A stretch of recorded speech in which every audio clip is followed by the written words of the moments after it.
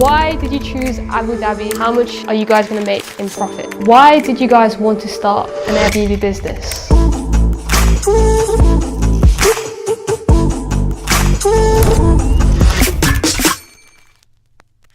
Hey guys, we are here with Saad and Samar, and we're not in the UK, but we are here in their property based in Abu Dhabi. We're going to be finding out how they are using this property we are in right now for short-term rental and how much they are making from it.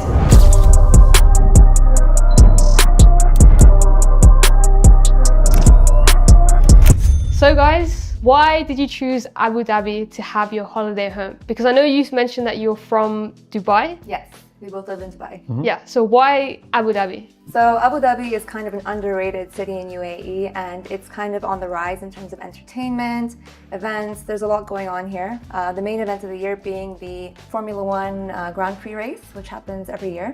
And that is the hottest week of the year pretty much in terms of the rentals. You can rent the property for up to 13,000 dirhams for the week sometimes, and that's a huge return for us. And there's many other events that happen, such as Comedy Week, concerts, UFC fights that happen here as well. Yeah, so, every week there's something. Yeah, and just recently there was the Coldplay concert. What were you putting your rates at around then? Around the Coldplay concert, we knew that it was really kind of high demand because hotels were fully booked, and Coldplay had a tour that wasn't anywhere else except the Middle East here in Abu Dhabi. So they had chosen Abu Dhabi as their main concert place.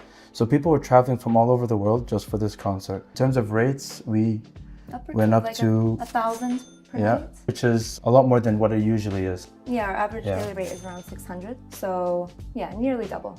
Okay, so what's the rent for this apartment? The rent is 75,000 dirhams per year. And how much are you guys looking to make yearly in dirhams from this place? Yeah. Well, we're forecasting for 2025 about 146,000. It's about 84,000 pounds.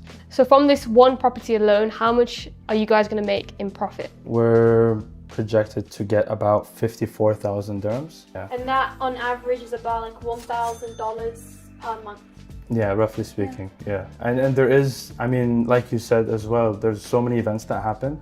So that's just taking into consideration just the average fees. So that's not even considering the spike of F1. Yeah, but it's considering the possible low season in the summer. So we're kind of averaging out the high season peaks and then the low season drops. But I mean, we're hoping for a consistent summer as well. So it's a very conservative projection, I would say. Now that we've covered what you're actually going to be returning from the property, and that all is very, very exciting, right? To now earn money from this property. Mm-hmm.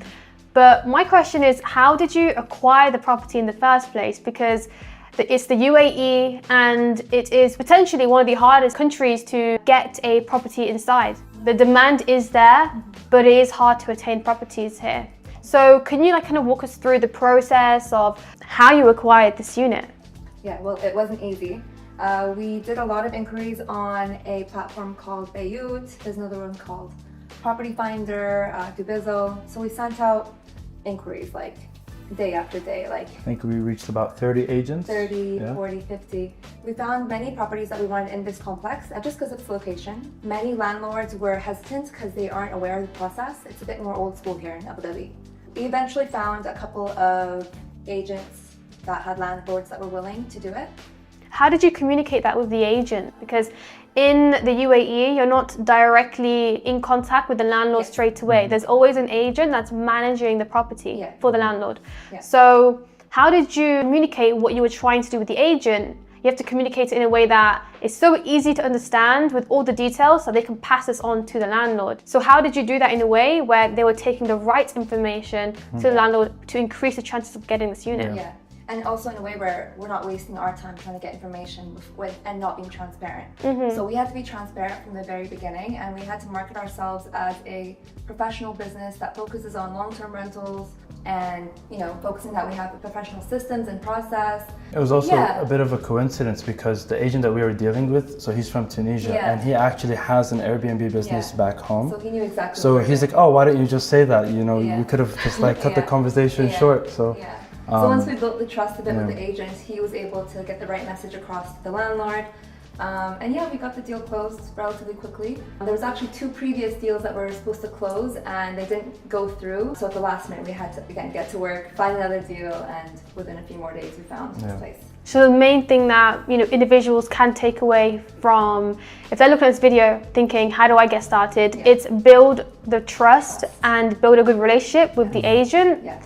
And then you'll acquire that deal. Exactly. Build the trust, build the confidence, and yeah, there's no reason for a landlord not to trust you. Whilst this was all going on, right, you're inquiring for properties, you're on different sites, you're turning up to our live calls as well, and everything, like you've joined the program.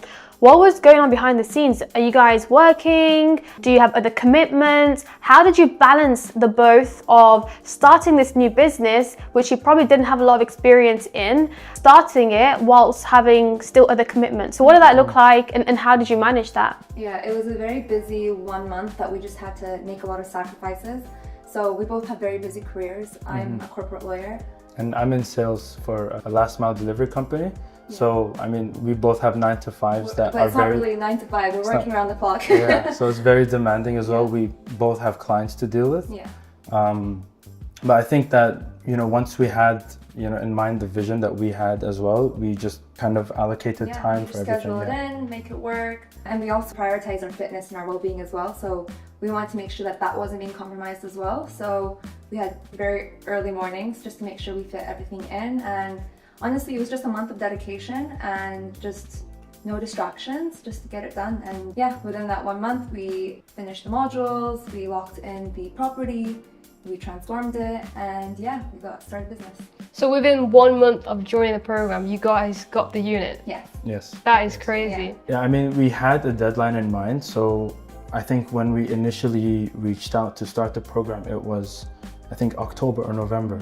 And we had a deadline of the F1 season happening in December. So we had to make sure that we hit that peak. There was no option. 100%. There was no I option, think this reminds me and Lena of a time where we were taking on multiple properties during a season in the UK because there was the Commonwealth Games. So it's kind of similar. Everyone was coming to Birmingham, and like the rates you can charge double, even triple per night. So I think this location that you guys have found is great. There's a misconception where they get their property has to be the place that they actually live in, but you guys stepped outside of that and you're getting it in Abu Dhabi. Yeah. So why did you guys want to start an Airbnb business? I think the two of us had bigger dreams, especially being in corporate. You kind of foresee the ladder that you're going up towards, and you just think that, okay, well, you do a little bit of a calculation in your head and you're just like, okay, well, this isn't enough. Yeah, there's always a ceiling. Yeah. Like, even in your job, although you have the potential with commissions and, the more work you do, the more you earn, there's still, there's caps. And for me, I can't work harder and make more. Like, for me, there's an annual cap. Yes, I get a raise every year, but still, we just want more from our lives, and we just wanted to take control of that. And just not accept that this is our life and we have to live it this way.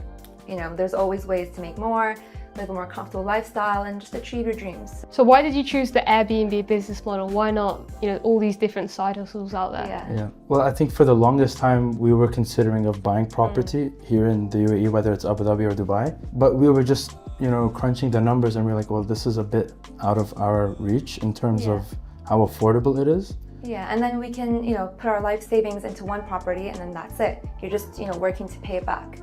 But we found this model a lot more... It was a bit of a loophole, I think. Yeah, it's a lot more scalable in that, you have less liability. You don't have to think about a mortgage or, a huge down payment. You can acquire, at the same time, several properties. Especially if you space out the checks. Yeah. I mean, for those that don't know, here in the UAE, you need to pay throughout checks. Yeah. So you split the rent. So if you time it perfectly with how much you have, then I think it works out just fine. And what is your goal? What is it that you would like to be making? Where do you guys see yourself taking this business and scaling it to what kind of numbers? Well, our targets for this year is to have at least 5 properties in Abu Dhabi and hopefully move into Dubai as well, get our first property in Dubai. So we just want to have control over our entire days and be able to do more with it. Can I just ask a question? And I like to ask this question to get to know individuals on a deeper level. I think everyone that's watching this video would also like to know. There's always a more deeper reason as to why people get started in business. Personally, this is what I have found from working with many students, hundreds of students we've worked with, right? We find that individuals that have a deeper why are the ones that go out and achieve the most, right? I've spoken to people where their ambitions are just to buy a Ferrari or a Lamborghini, and these people, because they're chasing materialistic things, they're never fulfilled and they never actually, get to achieve those results in a way that if your why and your purpose is much bigger, you're going to achieve all the things that you want as a subsequent of that. So I want to ask you, what is the reason why you are wanting more out of life? Because for myself, Alina, it was to move our mums out into a safer environment. It was to give back to our parents. It was to have more experiences with them and take them to Umrah and do all these things. So what is it for you guys? What is your deeper why and your purpose?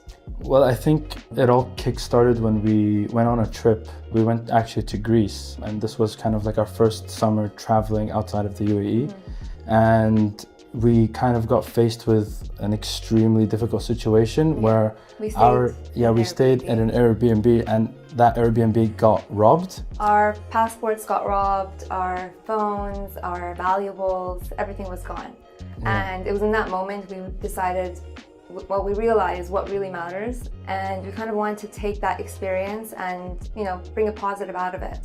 Yeah, I think that once we kind of resolved the issues and, when it came down to what we were faced with, we decided to make a change that we don't ever go through that situation again. And even if we do, we'd be comfortable enough to come back or bounce back from that. Like financially? Yes. Yeah. Aside from that, I am the eldest in my entire family, so cousins, brothers, sisters. So I always had this, kind of responsibility to kind of supply and provide for my family as well. Yeah, and I need to provide for her. We're lining up a wedding by next year, so yeah, that's something that has to. Thank you so much. Yeah. So that's something that doesn't pay for itself. So.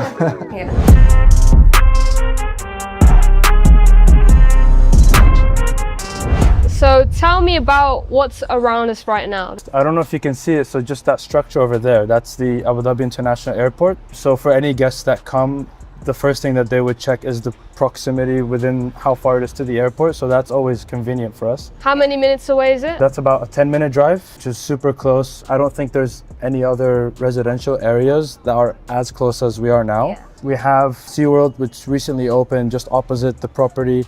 We have Ferrari World, about 5-minute drive.